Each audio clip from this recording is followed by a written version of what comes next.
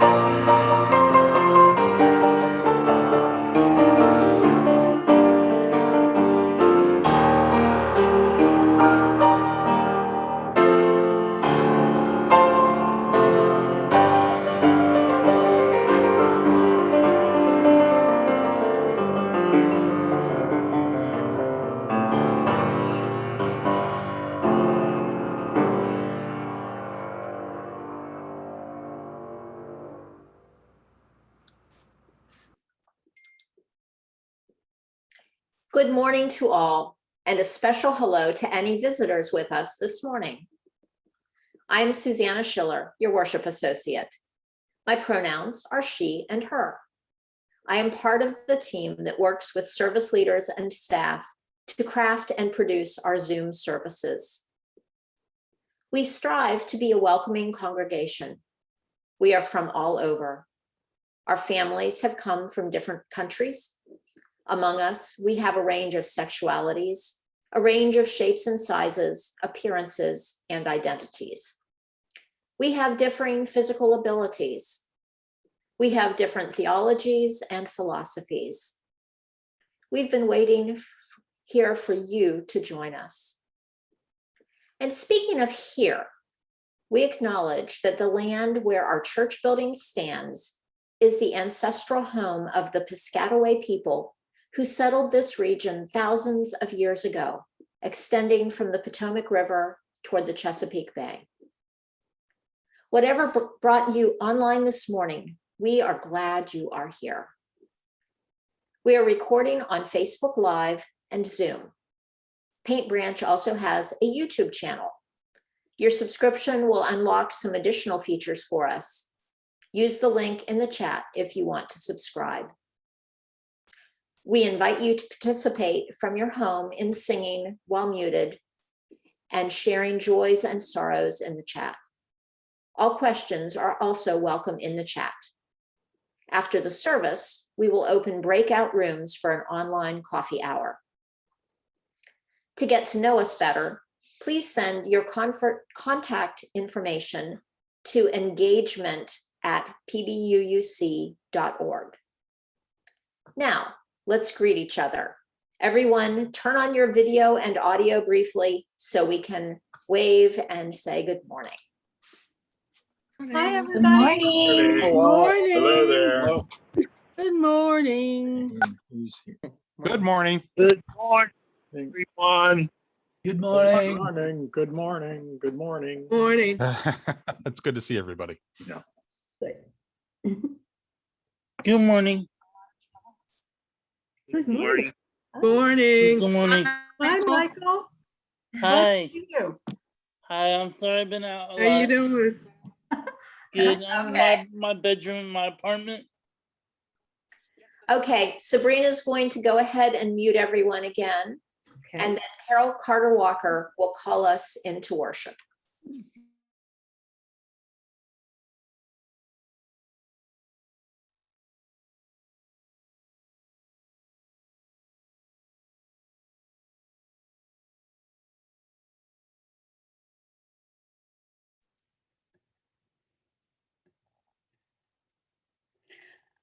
I call us into worship this morning with these words by Reverend Dr. Kirsten Harper, Senior Minister, Unitarian Church of Barnstable, Massachusetts. This reflection is from Voices from the Margin, a collection by Unitarian Universalists of color. Each day provides us with an opportunity to love again, to hurt again, to embrace joy, to experience unease, to discover the tragic. Each day provides us with an opportunity to live. This day is no different, this hour no more unique than the last, except maybe today, maybe now, among friends and fellow journeyers, maybe for the first time, maybe silently, we can share ourselves.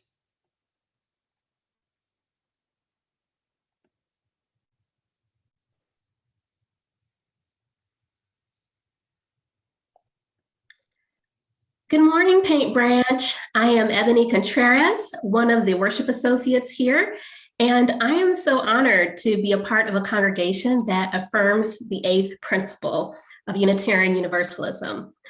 We know that the eighth principle is about beloved community. Beloved community is not just about our own congregation and our own local community. It's also about the world community. In honor of beloved community around the world, I will be reading some chalice lighting words from the International Council of Unitarians and Universalists, also called the ICUU. I will read these chalice words instead of our usual words this morning. Each month, the ICUU announces monthly global chalice lighting readings, and congregations worldwide are invited to use it.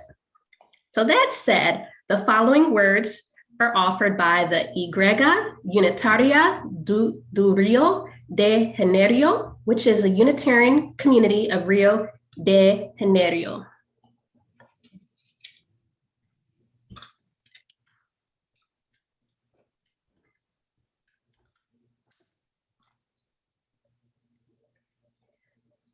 We light this flame as a reminder of our mission of being a light of the world, in unity with those who came before us, with whom we are a spiritual family. We shall be able to commit to the building of a community of free faith beyond geographical limits and personal beliefs. May we be a shelter to all who need it the most. Amen. Thank you, Ebony. Each year, the worship associates auction a service at the church auction, and Carol Carter Walker was our most recent winner. She had an awesome t-shirt that she suggested we use for our inspiration, and it's shown on the screen right now. In fact, there was so much good material on it that today is our second inspiration from a t-shirt service. As you can see from this picture, this t-shirt lists people who influenced the arc of justice during their lifetimes and beyond. At the first inspirations from a t-shirt service, we heard about Frederick Douglass, Rosa Parks, Maya Angelou, and Madam C.J. Walker. Today, we'll hear about Thurgood Marshall, Harriet Tubman, W.E.B. Du Bois, Marcus Garvey, and Malcolm X. What an amazing group of forebearers. I hope you'll find them as inspirational as I do. First, let's hear about Thurgood Marshall from a video targeted to all ages.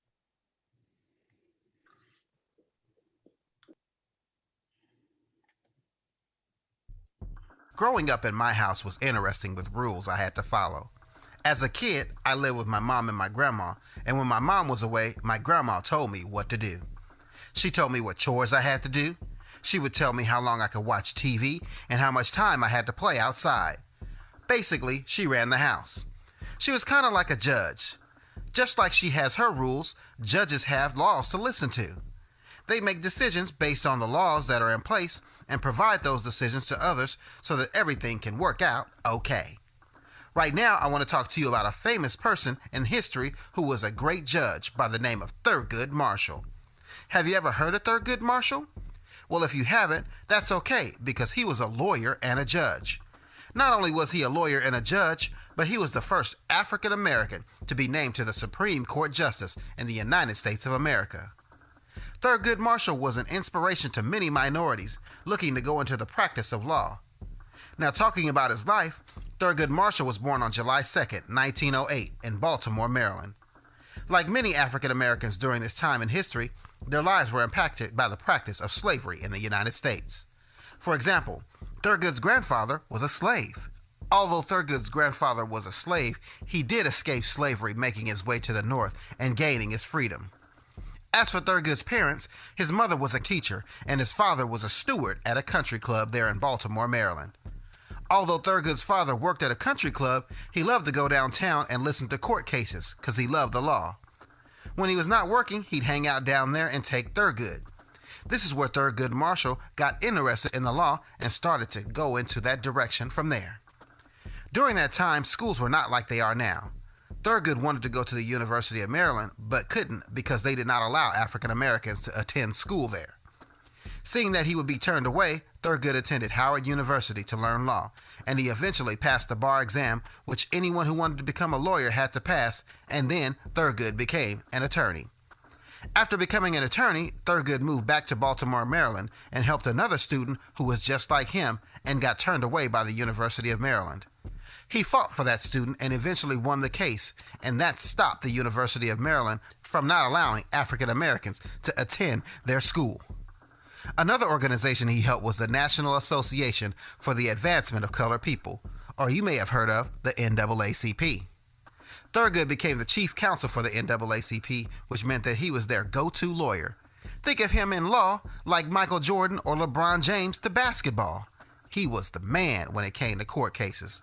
Thurgood would help to fight cases where African Americans were mistreated or wrongly accused and discriminated against. As a matter of fact, just like LeBron is the king and Michael Jordan is MJ, Thurgood had a nickname too. They called him Mr. Civil Rights. One of the best parts of his career was in 1954, where he worked on a case called Brown versus the Board of Education. At that time, schools were stopping kids from being together and separating them based on the color of their skin. Thurgood argued that the Constitution did not allow this and won the case, changing the school system in the United States. He was later appointed to the United States Court of Appeals by President John F. Kennedy as a judge, and kept going from there, doing big things in the world of law, and he was finally recognized by President Lyndon Johnson, who named him to be the first African American to be on the Supreme Court. Marshall died on January 24th in 1993, but not without leaving a legacy of fighting for the rights of equality for all men and women in the United States. It just goes to show a dad's love of the law influenced a son, which influenced change in the United States. Growing up in my house.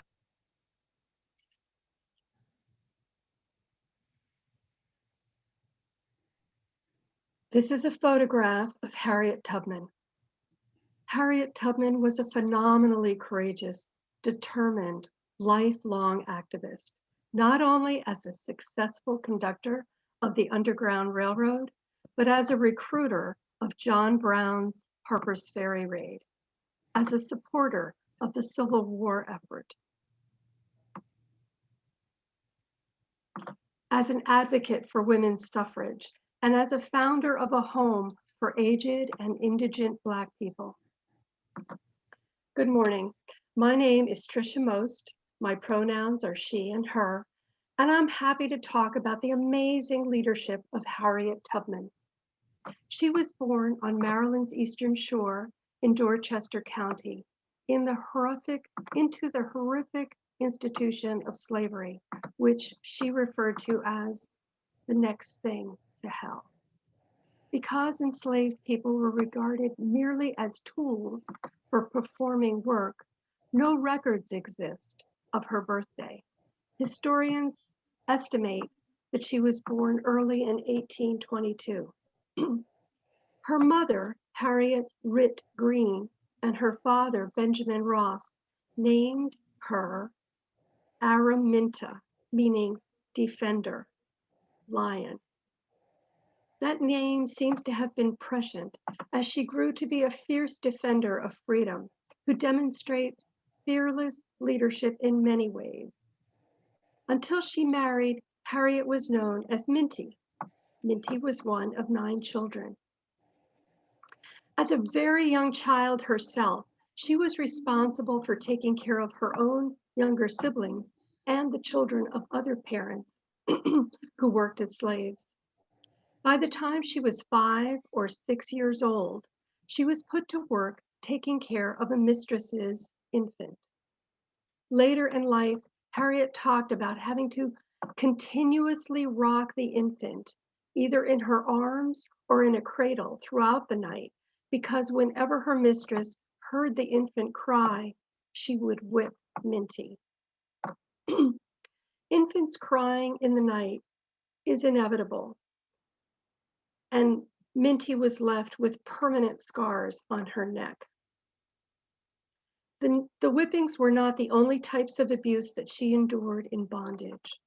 She told many stories of the different kinds of work she had to do as a child, of being homesick, malnourished, becoming weak, and being sent to her mother to be nursed back to health. Then she would be hired out to another household. The demands were often unreasonable.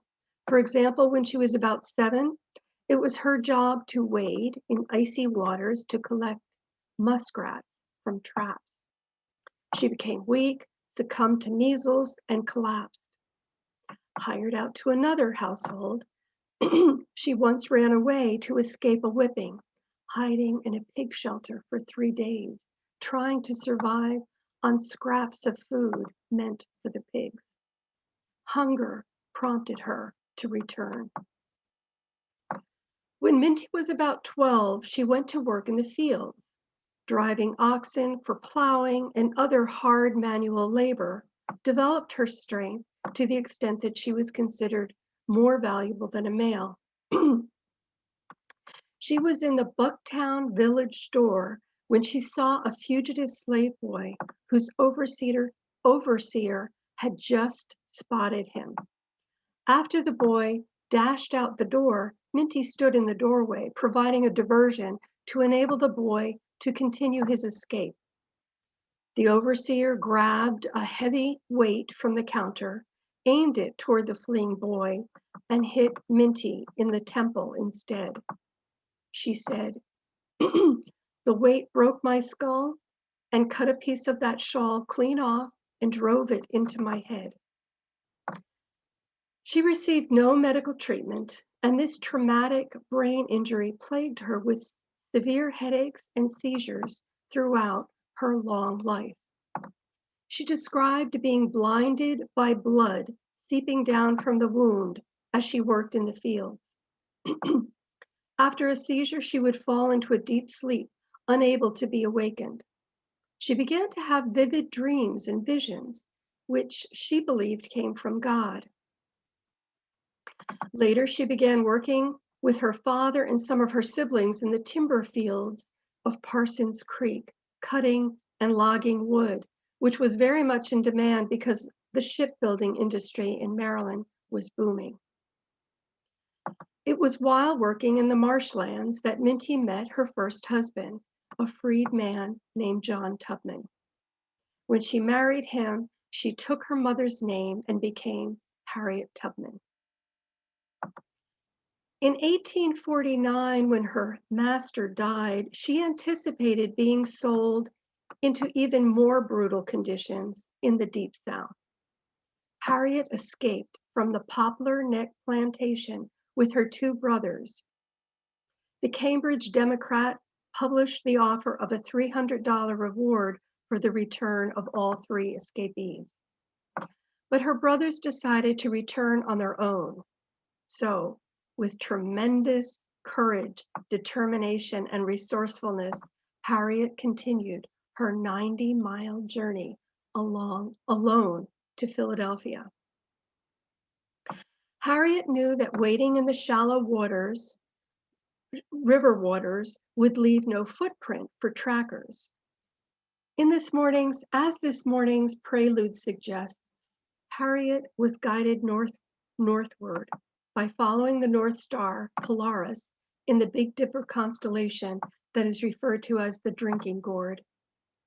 Having connected with the Quaker abolitionist Thomas Garrett and with Frederick Douglass and others, and having learned the Underground Railroad network of routes, safe harbors, and ways of escape, Harriet returned to Maryland many times to help her family members and friends travel north. Her husband was not one of them, as he chose to stay in Maryland, having remarried after she left Poplar Neck Plantation. Harriet had many supporters who funded her trips and let her use their properties to harbor fugitives. For 11 years, Harriet worked as a conductor of the railroad, wearing disguises, mimicking owl and other natural sounds to communicate to her passengers when it was safe to move out of hiding places.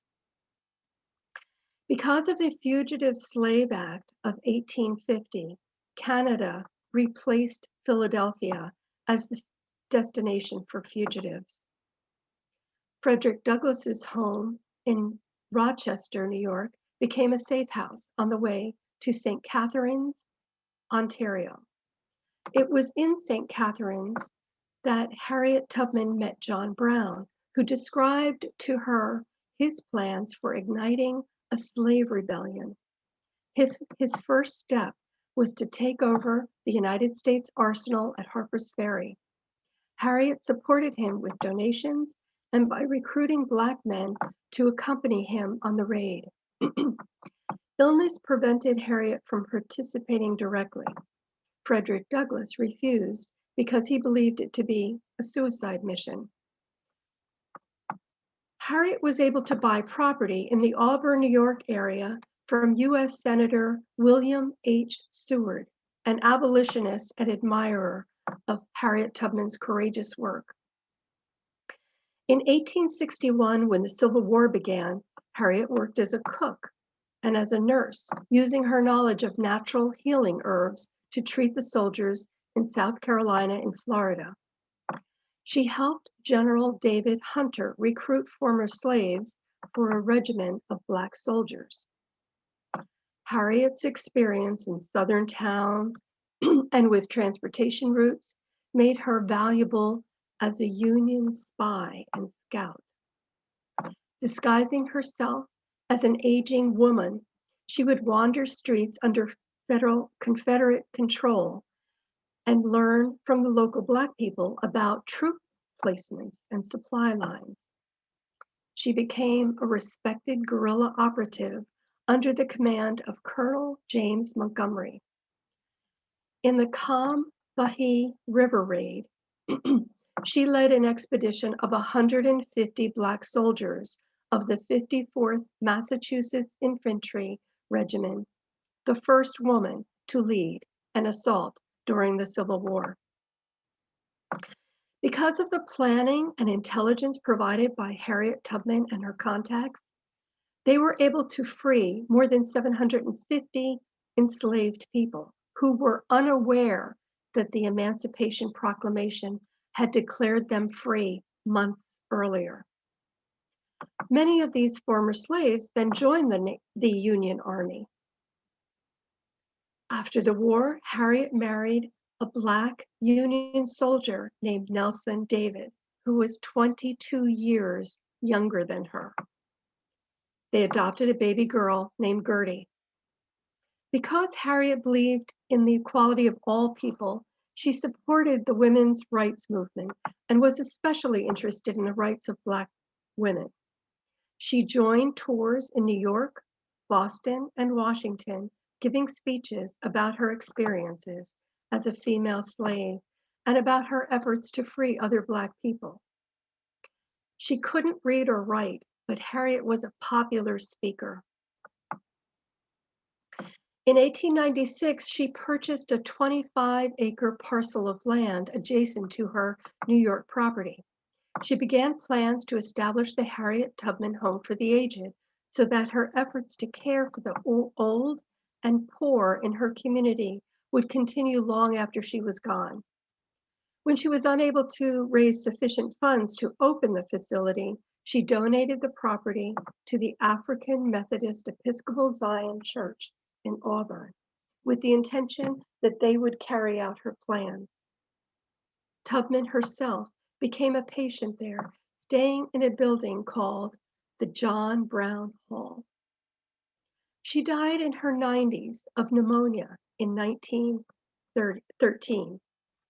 In her final hours, she requested the presence of a few friends, including several clergy members.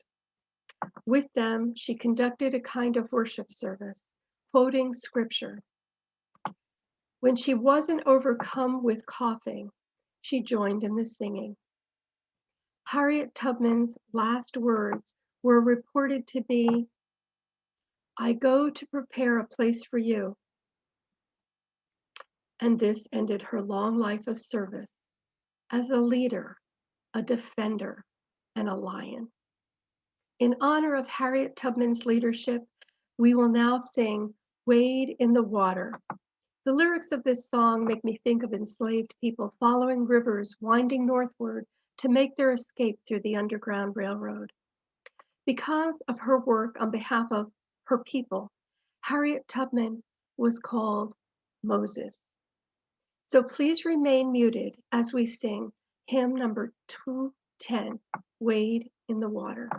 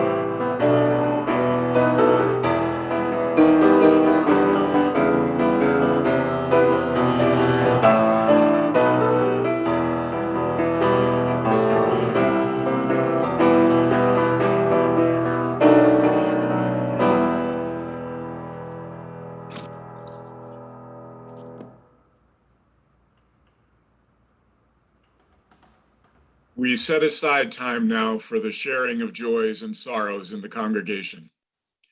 My name is Jim Flaherty, a member of the Pastoral Care Associates team, along with Kathy Bartolomeo and Lynn Lewison. Our contact information will be posted in the chat, along with that of our new minister, Reverend Ann Kadlacek. I invite you to reflect on recent events or milestones in your life, which you'd like to share with others in our church community. When we join our hearts and minds in a spirit of caring and compassion, we build stronger connections with one another and also ease those burdens some may be carrying at this time. I invite you now to share your joys and sorrows in the chat during the playing of the intonation.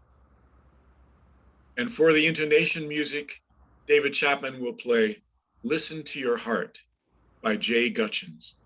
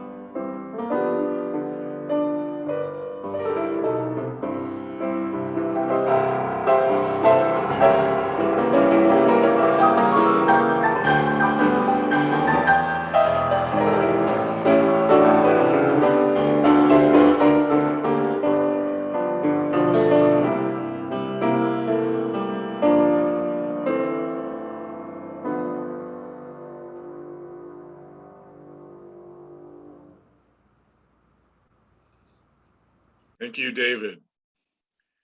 Let's now allow for 30 seconds of silence to acknowledge all that has been shared, as well as those joys and sorrows which were not expressed at this time.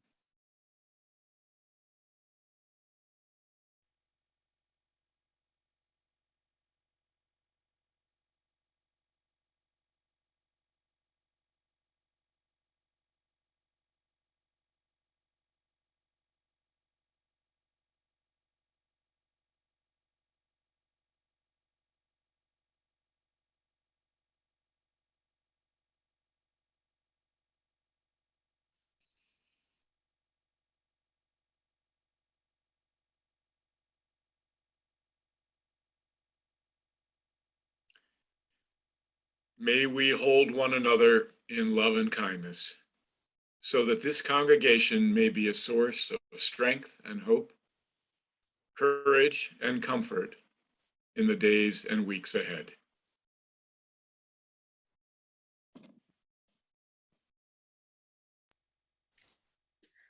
My discussion today will focus on two lines from the t-shirt. Think like Garvey and educate like W.E.B. After learning about Marcus Garvey and W.E.B. Du Bois, I would have preferred that the t-shirt said, "Speak like Garvey," because he was such an orator, and "Write like W.E.B." because Du Bois was such a prolific writer. However, "Speak and Write" were already taken by others on the t-shirt. If you'd like to learn more about them, watch the recorded March 23rd service. Preparing to talk about Marcus Garvey and W.E.B. Du Bois was a fascinating educational experience for me. As the product of a white educational system and someone who was never a history buff anyway, I know little about the first half of the 20th century in general, and I'm totally ignorant of African-American history. Garvey and Du Bois were both active during that time, working to advance the cause of Black people in the US and around the world. However, Garvey supported racial segregation, whereas Du Bois advocated for racial integration, two significantly different perspectives. For those of you who might also not be experts on the turn of the century, here's some minimal context. Jim Crow laws, which were state and local laws that enforced racial segregation, were implemented beginning in the 1870s. They were upheld by the US Supreme Court in 1896. This was referred to as the court's separate but equal legal doctrine. In 1895, Booker T. Washington and other African-American leaders developed the Atlanta Compromise with Southern white leaders. They agreed that Southern Blacks would work and submit to white political rule, while Southern whites guaranteed that Blacks would receive basic education and due process in law. In 1905, a group of African-American activists formed a civil rights organization called the Niagara Movement to oppose racial segregation and disenfranchisement. This group was diametrically opposed to the policies promoted by the Atlanta Compromise. In 1909, the National Association for the Advancement of Colored People, more commonly known as the NAACP, was formed as an interracial endeavor to advance justice for African Americans. In 1914, the Universal Negro Improvement Association and African Communities League, or UNIA, was launched to establish a brotherhood among the Black race, to promote a spirit of race pride, to reclaim the fallen, and to assist in civilizing the backward tribes of Africa. Initially a Jamaican movement, a chapter formed in the US in 1917.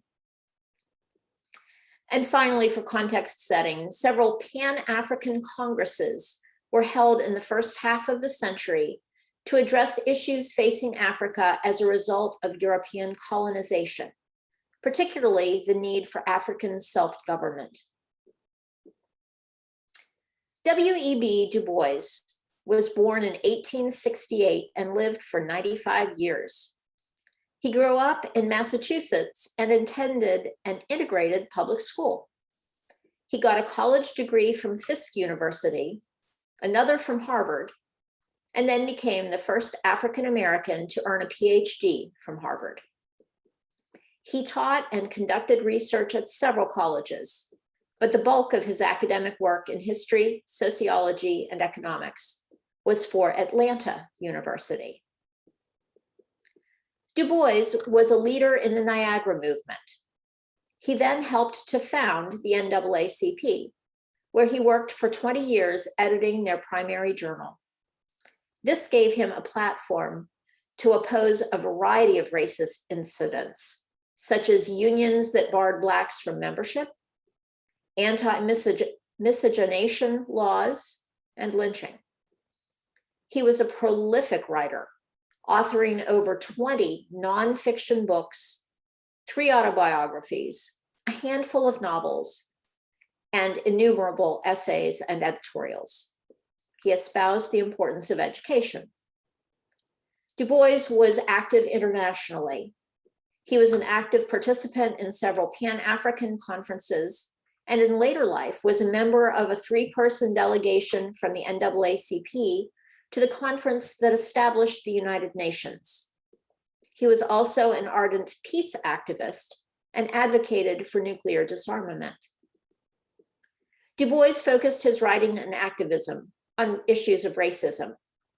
He popularized several terms: the submerged 10th, which was the Black underclass, the talented 10th, which was an African-American intellectual elite that he believed were critical to bringing about civil rights and political representation, and the color line, a phrase borrowed from Frederick Douglass to represent the injustice of the separate but equal doctrine that was prevalent in the early 20th century. In his seminal collection of essays, The Souls of Black Folks, Du Bois discussed the double consciousness faced by African Americans of being both American and Black. Although he believed it had been a handicap in the past, he thought it could be a strength in the future, stating that the destiny of the race could be conceived as leading neither to assimilation nor separatism, but to proud, enduring hyphenation. Throughout all of his writings and his activism, he insisted on full civil rights and increased political representation, and his cause included people of color everywhere, particularly Africans and Asians in colonies. The Civil Rights Act, which was enacted a year after his death, embodied many of the reforms for which Du Bois had campaigned his entire life. Marcus Garvey was born in 1887 in Jamaica. His formal education ended at the age of 14, when he apprenticed in the print trade. He later took private elocution lessons and entered public speaking competitions. He founded Universal Negro Improvement Association and African Communities League, or UNIA, in 1940 in Jamaica, then moved to Harlem in 1916 to establish a UNIA branch. He published numerous pamphlets, newspapers, and magazines over the course of his life. He also spoke prolifically, both on street corners in New York and London, as well as across the US on speaking tours. Like Du Bois, Garvey was active in the Pan-African conferences of 1919, 1921, and 1923. Garvey believed that Black people needed to secure financial independence from white dominant society.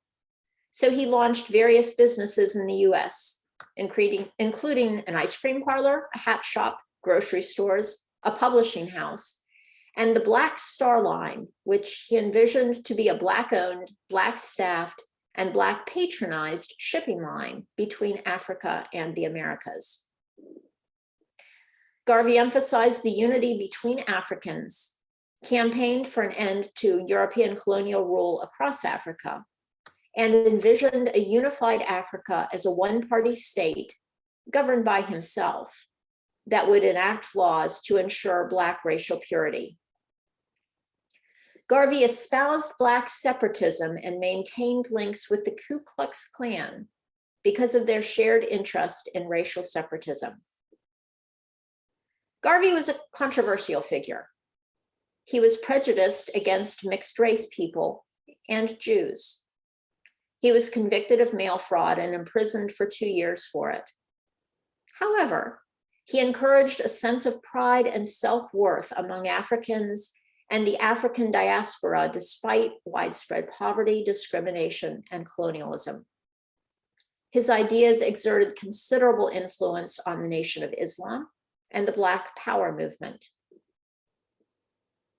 Although Du Bois and Garvey were both leaders in the African American community in the 1920s, they never made a serious attempt to collaborate. Du Bois was a strong proponent for racial integration, while Garvey endorsed racial separatism. They disagreed strongly about their approaches, denouncing each other in speeches and articles. yet both helped to shape civil rights discussions and actions far beyond their own lives. And now we will hear special music sung by Elizabeth Porter. Three spirituals are woven together in this piece. My Lord, What a Morning, Nobody Knows the Trouble I've Seen, and Swing Low, Sweet Chariot. The piece was arranged by Enrico Debraseni.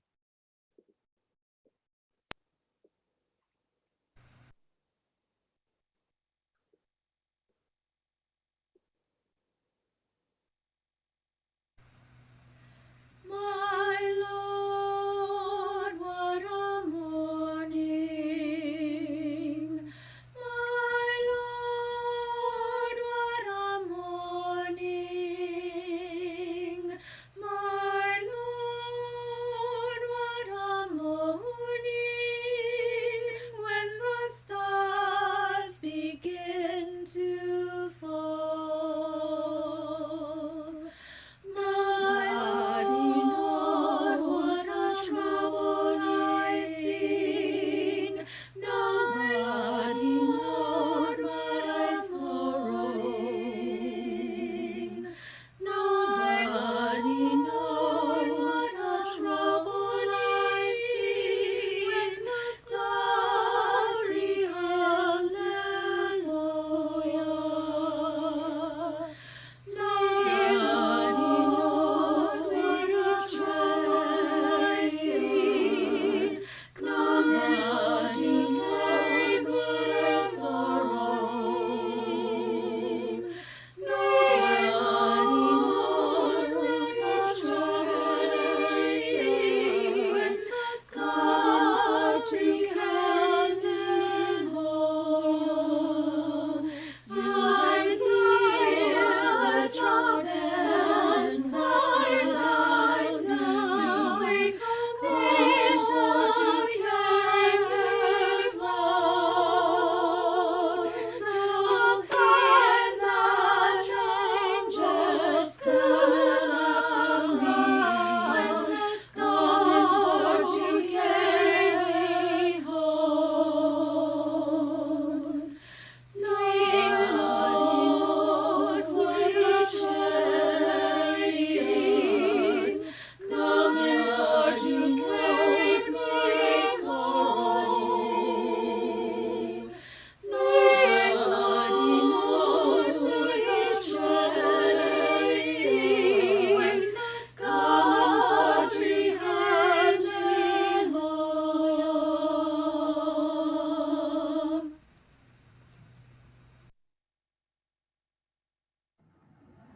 Hi, I'm Nori Meredith Ward, and the quote from the t-shirt I'll be talking about today is "Fight like Malcolm." Born Malcolm Little in 1925,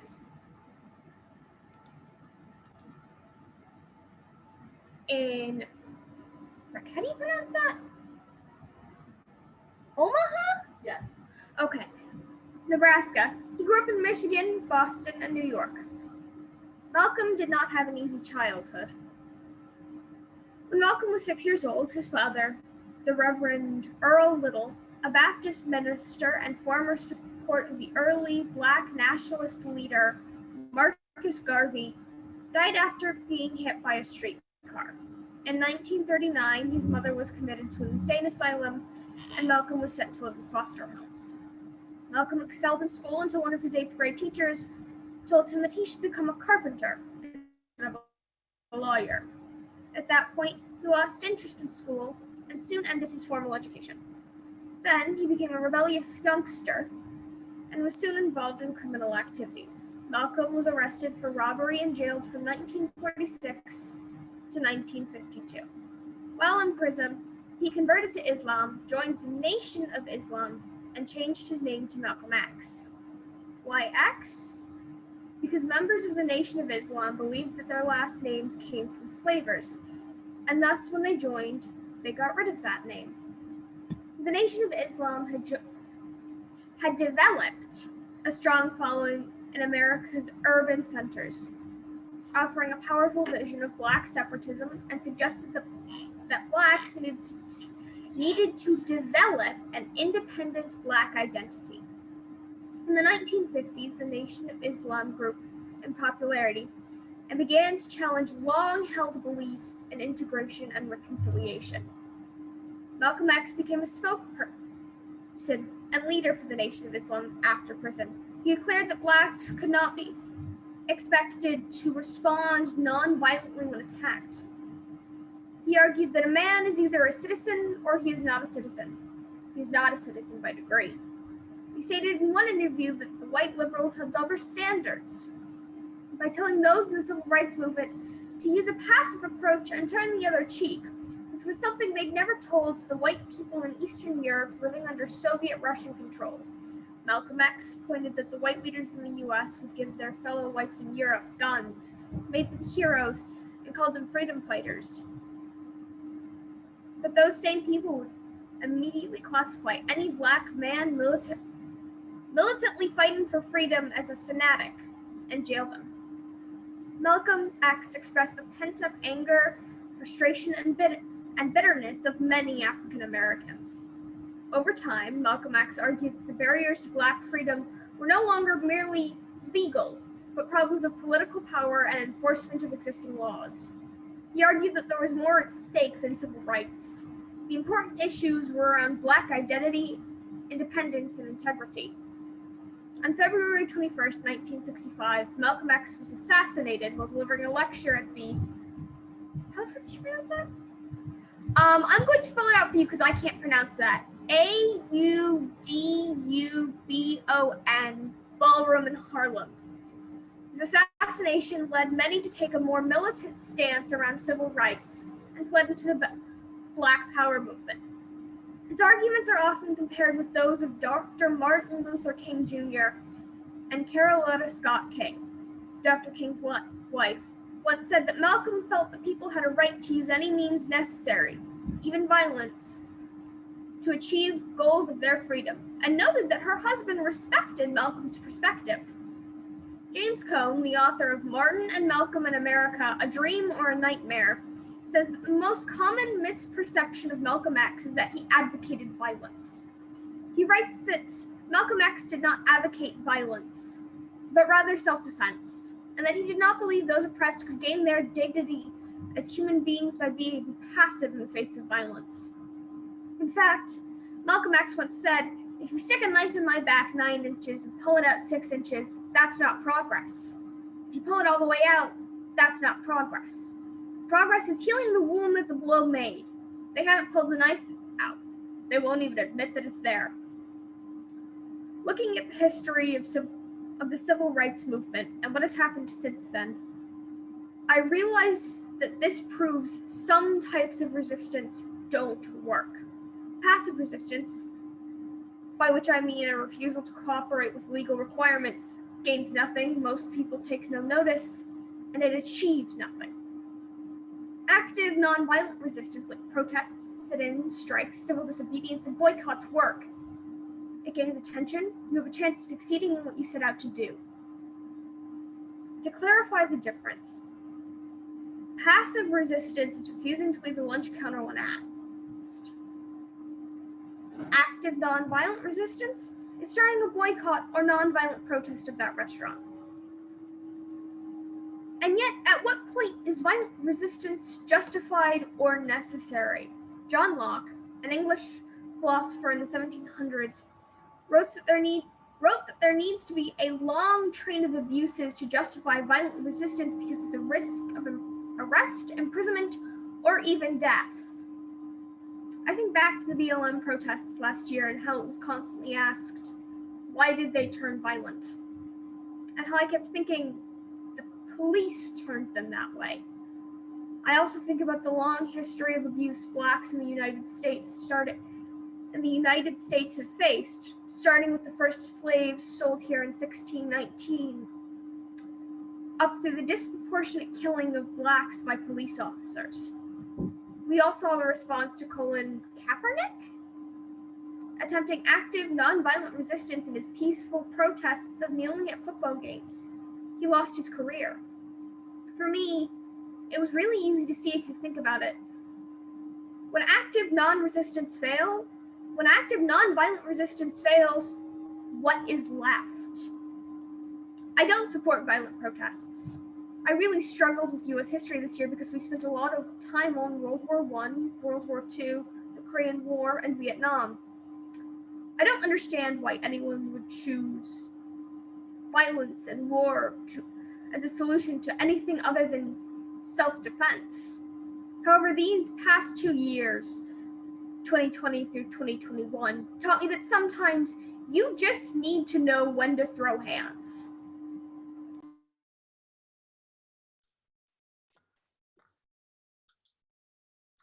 Thank you, Nori. Our church depends upon the financial support of our members and friends. Please give as generously as you are able. This Sunday's offering can be received as indicated in the chat bar. You can make online donations through Breeze or by text, and you can still mail donations to the church office. The offertory music today is Make Them Hear You by Stephen Flaherty from the musical Ragtime.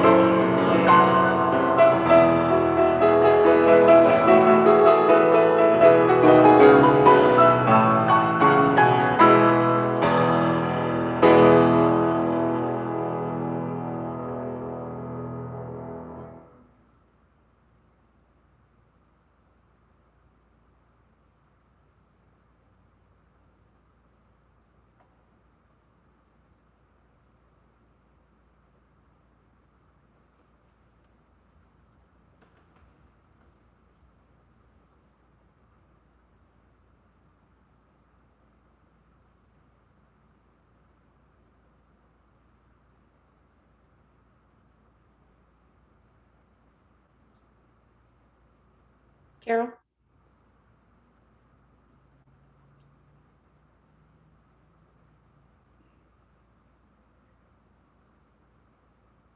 Just a minute.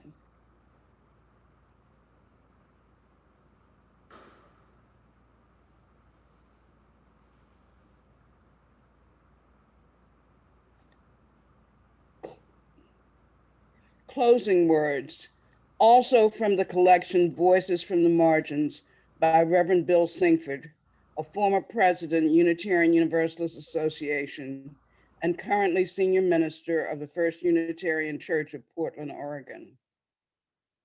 Only begun. Spirit of life and love, dear God of all nations, there is so much work to do. We have only begun to imagine justice and mercy. Help us to hold fast to our vision of what can be. May we see the hope in our history and find the courage and the voice to work for that constant rebirth of freedom and justice. Amen. Please remain mute and join in singing our benediction, Spirit of Life, first in Spanish and then in English. Our singing will be followed by the extinguishing of the chalice by Ebony Contreras.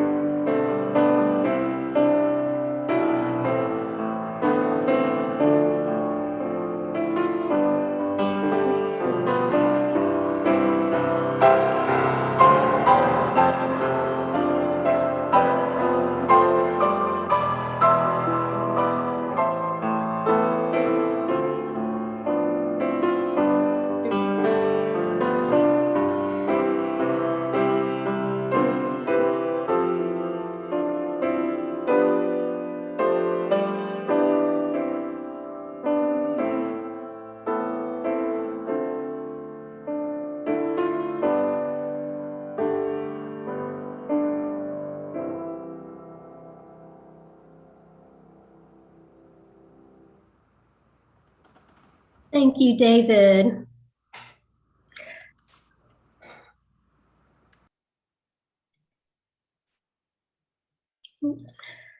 Thurgood Marshall, Harriet Tubman, Malcolm X, Marcus Garvey, and W.E.B. Du Bois. They were born with some amazing gifts.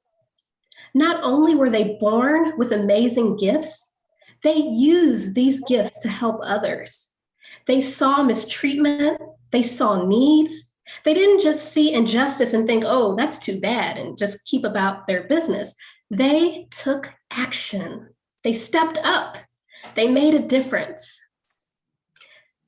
Now, I will read Closing Words for Hard Times by Maureen Kiloram. No matter how weak or how frightened we may feel, we each have gifts that we can make a difference in the world. In this coming week, may you do at least one thing to have support, to support the broken, to welcome the stranger, to celebrate what is worthy, to do the work of justice and love. My cat Zena agrees that we must be strong, be connected, each day act so that you may be a little more whole. Amen. I extinguish our chalice. Want to extinguish it? Okay. Zena and I extinguish the chalice. Thank you, Ebony. You're In a welcome. moment, you'll be invited to join a breakout room for an online coffee hour. I encourage you to click on the